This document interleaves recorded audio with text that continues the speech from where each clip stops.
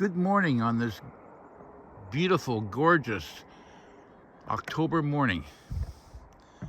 I'm living off grid. Why would anybody want to do that? This is the view out my front door. And here's my lake. It's a gorgeous day for this time of year. We've had no snow. North of us, they've had snow. But I'm going to do some stuff around the house today. But I thought before I start my day, I'd come out here and take a look at God's nature.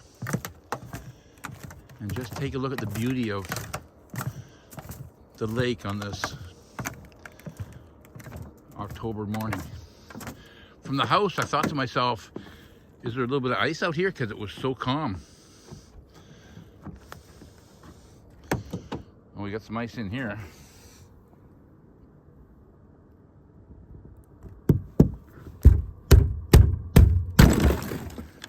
Yep, there you go. It's that time of year. Gotta put that paddle boat away just so it doesn't freeze and crack. But there we are. Hope you guys are enjoying your day.